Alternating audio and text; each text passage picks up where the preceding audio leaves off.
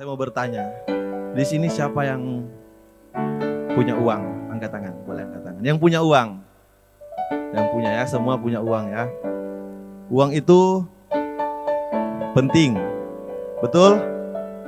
Kalau nggak ada uang, orang nggak bisa bayar listrik. Kalau nggak ada uang, nggak bisa isi bensin di oto. Nggak ada uang, orang yang nggak bisa beli ini sound system dan lain sebagainya. Jadi uang itu penting. Uang itu orang pakai untuk makan, orang pakai untuk beli minum, pakai untuk belanja pakaian dan lain sebagainya.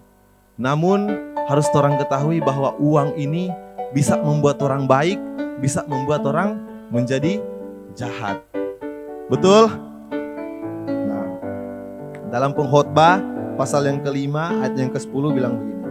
Siapa mencintai uang tidak akan puas dengan uang, dan siapa mencintai kekayaan tidak akan puas dengan penghasilannya.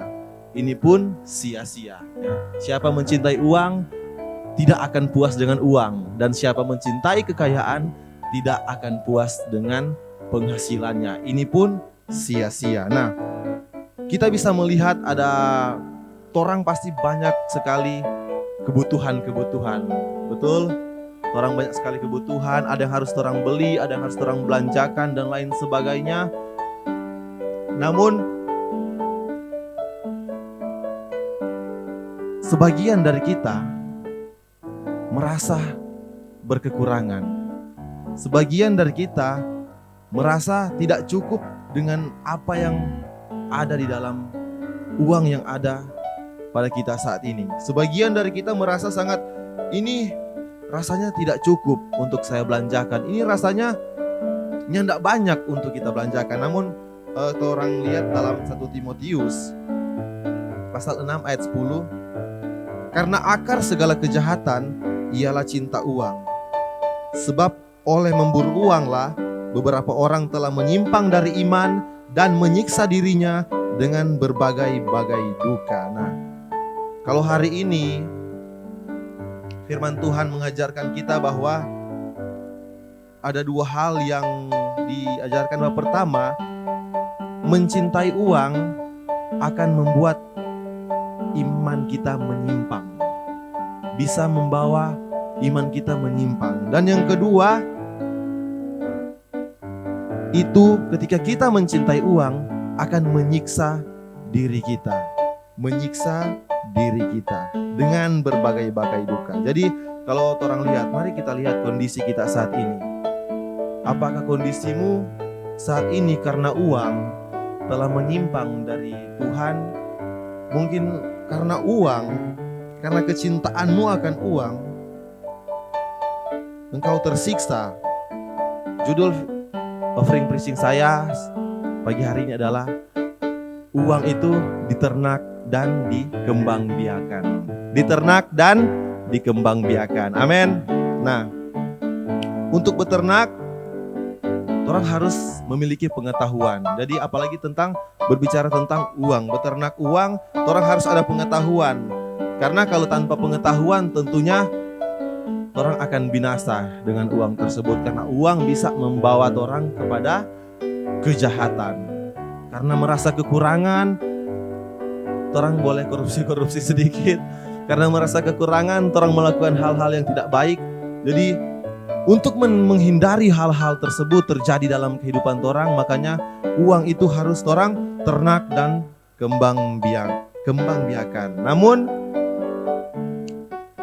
dalam mengusahakannya, tentunya orang harus memiliki penasihat keuangan yang baik. Dalam Amsal 24 ayat 6, karena hanya dengan perencanaan engkau dapat berperang, dan kemenangan tergantung pada penasihat yang banyak. Pada dasarnya, saya juga secara pribadi, orang kurang banyak pengetahuan tentang uang. Mungkin di sekolah diajarkan, di kuliah-kuliah diajarkan, namun tidak semantap ketika orang memang benar-benar memiliki penasihat keuangan, ahli dalam keuangan tersebut. Namun, orang harus hati-hati dalam mencari penasihat, karena ada dua macam penasihat atau guru. Yang pertama, penasihat yang buruk.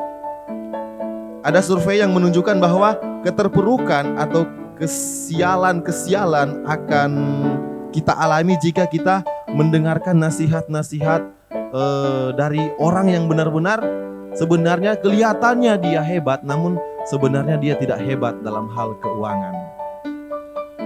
Ada banyak contoh yang orang bisa ambil. Mungkin ada orang-orang sekitar kita, teman kita yang dia jago sekali. Oh, nganape doi, nganape uang harus seperti ini dan lain sebagainya. Namun setelah kita lihat kehidupannya tidak menggambarkan seperti apa yang dia bicarakan. Dan yang kedua, bahwa ketika orang melihat mencari penasihat keuangan, orang harus melihat duanya.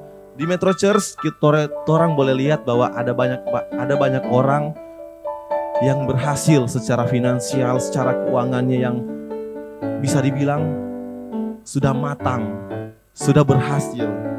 Mari orang datang kepada orang ini, orang-orang hebat di sini. Contohnya ada suaminya Pastor Melan, datang berguru. Orang diajarkan, tim pastoral semua diajarkan. Pastor Melan yang sering mengajarkan orang bahwa ngoni ini jangan cuma aja berharap dari gaji yang ada, ngoni pedoi yang ada ngoni ini kembang biakan. Kalau boleh ternak, itu artinya kalau orang beternak hewan kan bukan piara sepasang terus sepasang terus, tidak ya. Itu harus dikembang biakan. Itu artinya kalau orang hari ini diberkati Tuhan, kalau orang hari ini sangat-sangat diberkati Tuhan, orang harus mengelola keuangan kita dengan bijak, dengan baik.